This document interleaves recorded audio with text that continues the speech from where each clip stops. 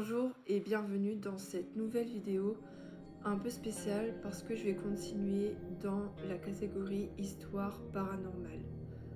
Contrairement à la première histoire paranormale, cette histoire ne sera pas fictive, en tout cas pas entièrement, parce que dans la première histoire c'était inspiré de faits réels, sauf que j'avais justement écrit en y ajoutant des éléments fictifs pour pour garder un petit peu de silence par rapport au témoignage.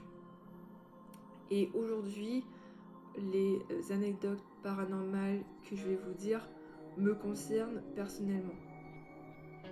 J'en ai vécu plusieurs et je vais vous partager, on va dire, 3 anecdotes paranormales en espérant que cela vous plaise et n'hésitez pas à me le dire en commentaire si ça vous intéresserait de connaître mes autres anecdotes par la suite. Et du coup, on va commencer avec la première anecdote paranormale qui date ici de mes 7 ans. Alors, pour cette première histoire, j'avais 7 ans, 7-8 ans, et je jouais paisiblement dans la chambre de mon frère. Lorsque tout à coup, je vis en face de moi une ouverture sur le sol. C'est comme si le sol s'était ouvert et je pouvais apercevoir une couleur orangée de l'autre côté, comme s'il y avait des vagues qui n'étaient pas faites de matière d'eau, mais des vagues vaporeuses avec, je ne sais pas comment expliquer, avec, on dirait des vagues de soie, on va dire. Voilà, en tout cas c'était comme ça et c'était orange. Il y avait des tons orangés. Alors moi j'étais totalement surprise de voir cela et ça m'a fait peur. Et puis je voyais qu'il y avait comme une bascule au niveau de l'ouverture, donc ça faisait ça. Et lorsque cela était en hauteur, je pouvais apercevoir justement des nuances orangées qui venaient du sol devant moi. Il faut savoir que la chambre est faite de carreaux, donc tout d'un coup il y avait ce trou là qui s'est ouvert et j'y comprenais rien. Bien évidemment, quand on a cet âge, on va voir ses parents et du coup je suis allée voir ma mère pour lui dire que j'avais vu justement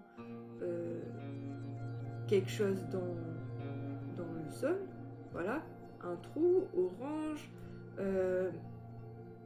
un peu bizarre. Et je ne l'ai pas précisé, mais quand j'ai vu ça dans la chambre, je me sentais attirée comme si on m'invitait à venir en fait.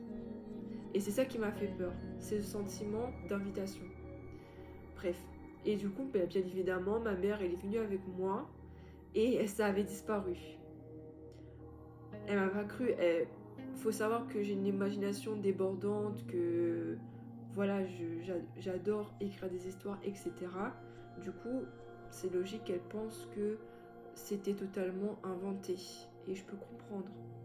Mais ça m'a marqué et je sais que tout était réel, malgré l'absurdité de la situation. Voilà pour la première anecdote. On va passer à la seconde. Alors, celle-ci s'est produite quand j'étais à l'école. Donc, j'étais en primaire, toujours. Et il faut savoir que pendant la récréation, en face de la cour, il y a une maison abandonnée. Donc, il y a la cour, il y a les grillages, et en face, il y avait une maison abandonnée. Et à côté de cette maison, plus loin, il y en avait une autre. Et voilà, mais elle n'était pas abandonnée celle-là. Et là, je parle vraiment de cette maison abandonnée qui était au fond de la cour et qu'on pouvait apercevoir, même s'il y avait de la végétation luxuriante autour. Alors il s'est avéré qu'un jour, un après-midi, avec mes amis, voilà, on va en récréation pour s'amuser, pour se détendre, et on va vers le fond de la cour, là où se trouve la maison.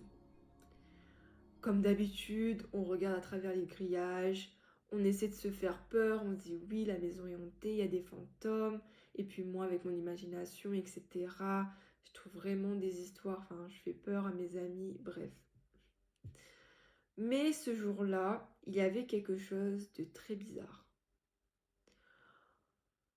On a remarqué en face de nous, dans le sol, un objet qui n'était pas présent auparavant, parce qu'on l'aurait remarqué, mais il y avait quelque chose sur le sol, à moitié enterré. Et on a pu apercevoir cette chose, on va dire, qui ressemblait à une chaîne qu'on pourrait porter autour du cou. Une chaîne, voilà, assez, elle était assez épaisse quand même, hein. Donc une chaîne à moitié enterrée. Et sur cette chaîne, il y avait une croix. Donc du coup, on a trouvé ça super bizarre. On s'est dit, peut-être que y a une personne qui est venue et qui a déposé ça là, mais c'était pas logique parce que la maison est abandonnée. Bon, on peut trouver beaucoup d'éléments rationnels par rapport à ça. Le fait qu'il y a quelqu'un qui a pu s'introduire sur la maison, là où était la maison, et a pu justement perdre sa chaîne. Peut-être que c'était les propriétaires, voilà, qui passaient. Enfin, bref. On peut trouver beaucoup d'explications rationnelles par rapport à la présence de cette chaîne dans le sol. Mais que ferait une chaîne à moitié enterrée dans le sol? Et puis, là, on est à l'arrière de la maison. C'est-à-dire que lorsqu'on l'observe, on est à l'arrière. On n'est pas à l'entrée de la maison. Donc, il a fallu que la personne fasse le tour de la maison et que vraiment, il y avait il y avait de la végétation, c'était pas trop facile d'accès, quoi. Bref. Et quand même, ça fait peur quand on voit ça. Même en étant des enfants, ça fait quand même peur. Bref, ça nous a intrigués. Et on est reparti le lendemain se faire peur, justement, en observant cette croix, cette chaîne à moitié enterrée dans le sol en face de nous. Toujours en rapport avec le sol, hein. Et du coup, ça avait disparu. Donc, explication rationnelle, la personne qui avait perdu sa chaîne est venue la récupérer à un moment donné. Voilà, tout simplement. Ou bien, peut-être que ça a une autre explication plus paranormale. Peut-être que la chaîne symbolisait le message d'une personne qui avait habité là, ou en tout cas une présence qui a voulu se manifester auprès de nous grâce à cette chaîne qui était un, un élément, on va dire, de la matière. Je ne sais pas si je suis claire, mais bref. Donc voilà pour la seconde anecdote. C'est pas forcément très flippant, mais je garde les meilleurs pour une autre fois. Ensuite, la troisième anecdote, c'est une anecdote qui concerne aussi mon enfance. Euh, une nuit assez mouvementée. Genre, voilà, bref. Étant très sensible aux énergies autour de moi, etc., à un moment donné de ma vie, surtout quand j'étais adolescente, j'avais du mal à dormir. Mais là, je parle toujours de l'enfance ici, donc je devais avoir 9 ans. J'étais plus âgée que les autres anecdotes pour cette histoire-là. Donc je devais avoir 9-10 ans.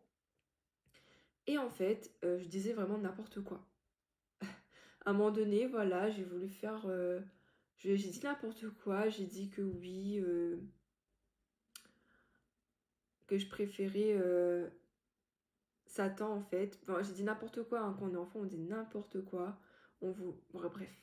je vous épargne les détails. En gros, j'ai dit que j'avais pas peur du mal. Voilà, j'avais pas peur du mal, au contraire. Voilà.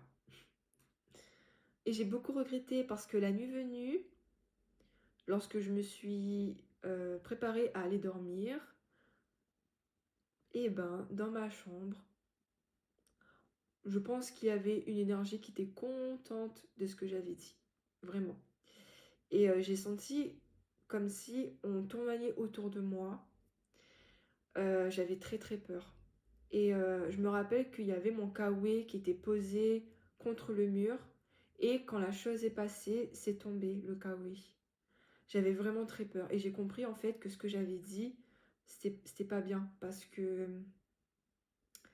Alors croyez-moi qu'après j'ai prié, hein. Donc du coup, je me suis recouverte avec ma couette, ma couverture, et j'ai dormi recroquevillée comme ça. J'avais très très peur parce que j'ai senti autour de moi qu'il y avait des énergies néfastes, voilà, des énergies, des mauvaises énergies, et qui ont été présentes justement pour me faire comprendre que ce que j'avais dit, c'était pas bien. Et aussi pour me faire comprendre qu'il faut faire attention quoi, à ce que je dis par rapport à mes croyances, tout ça, c'est pas un jeu. Donc depuis ce jour, je fais attention à ce que je dis et je vais pas aller dans le sens du mal, quoi. Donc ouais, je peux vous dire que oui, il y avait comme du vent, enfin je sais pas comment expliquer ça, une présence, une énergie qui tournoyait dans ma chambre et je me suis endormie en ayant peur sous ma couverture et j'ai toujours eu peur de dormir dans le noir. Je faisais beaucoup de cauchemars et j'ai toujours peur aujourd'hui, même si ça va un peu mieux. Mais faut savoir que à partir de l'adolescence, tout ça, ça s'est empiré. Donc j'ai beaucoup d'autres anecdotes à vous partager dans ce domaine du paranormal que j'ai moi-même vécu. Peut-être que je partagerai également d'autres témoignages, d'autres personnes qui ont vécu. Peut-être vous, n'hésitez pas à me dire en commentaire si cela vous intéresse, me faire partager vos témoignages paranormaux. Voilà. Dans tous les cas, donc cela conclut nos 3 anecdotes paranormales qui étaient assez courtes, mais voilà, ça donne un avant-goût en fait de mon expérience à moi et peut-être que de par cela vous allez mieux me comprendre. Euh, donc voilà, merci en tout cas de m'avoir écouté, c'était un plaisir de vous partager tout ça parce que ça touche quand même mon intimité, ma vie personnelle et merci en tout cas de votre bienveillance, de votre ouverture d'esprit et je vous dis à la prochaine.